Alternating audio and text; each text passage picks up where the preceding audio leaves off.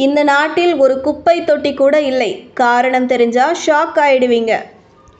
வணக்கம் செய்தி புனல் நேயர்களே. உலகில் குப்பை தொட்டியே இல்லாத ஒரு நாடு உள்ளது. அது எந்த நாடு? குப்பை தொட்டி வைக்கப்படாத காரணம் குறித்து விரிவாக பார்க்கலாம். ஜப்பான் தூய்மை.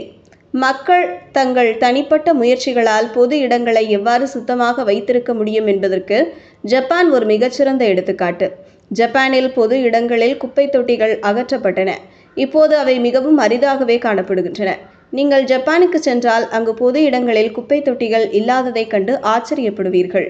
உயர் தொழில்நுட்ப கேஜெட்டுகள், விற்பனை இயந்திரங்கள் மற்றும் நவீன வசதிகள் ஜப்பானில் எல்லா இடங்களிலும் காணப்படுகின்றன.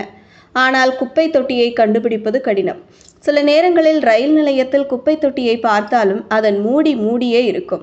மக்கள் தங்கள் குப்பைகளை தாங்களே கையாளுகிறார்கள். ஜப்பானில் தூய்மை மிகவும் தீவிரமாக எடுத்துக்கொள்ளப்படுகிறது. அங்குள்ள மக்கள் பொது இடங்களில் தூய்மையில் சிறப்பு கவனம் செலுத்துகின்றனர். 2022 கத்தார் உலகக்கோப்பையில் ஜப்பானிய கால்பந்து ரசிகர்கள் மைதானத்தை சுத்தம் செய்யும் படங்கள் உலகம் முழுவதும் வைரலாகின. பள்ளிகளிலும் குழந்தைகள் தங்கள் இடங்களை சுத்தம் செய்ய கற்றுக் கொடுக்கப்படுகிறார்கள்.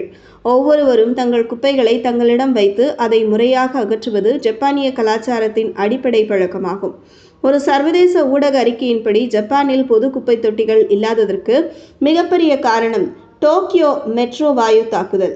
மார்ச் 20, 1995 அன்று இந்த தாக்குதல் ஓம் ஷின்ரிக்யோ எனப்படும் மத வழிபாட்டு முறையைச் சேர்ந்தவர்களால் நடத்தப்பட்டது.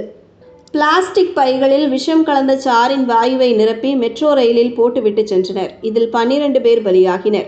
ஆயிரக்கணக்கானோர் பாதிக்கப்பட்டனர். இது ஜப்பானுக்கு பெரும் அடியாக அமைந்தது.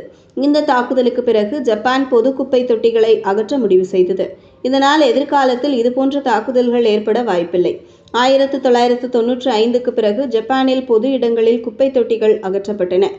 இப்போது அவை அரிதாகவே காணப்படுகின்றன. பல நாடுகளில் பயங்கரவாத தாக்குதல்களுக்கு பிறகு பாதுகாப்பு காரணங்களுக்காக குப்பை தொட்டிகள் அகற்றப்படுகின்றன. ஆனால் அவை பின்னர் கொண்டு வரப்படுகின்றன. இருப்பினும் இந்த விஷயத்தில் ஜப்பான் வேறுபட்டது.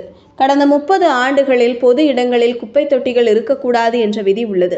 சில இடங்களில் குப்பை தொட்டிகள் தென்பட்டாலும் உங்கள் குப்பைகளை வீட்டிற்கு எடுத்துச் செல்லுங்கள் என்று பணிவான வேண்டுகோள் எழுதப்பட்டுள்ளது. ஜப்பான் மக்கள் தங்கள் பைகளில் குப்பைகளை வைத்துக்கொண்டு சரியான இடத்திற்கு சென்று வீசுகின்றனர்.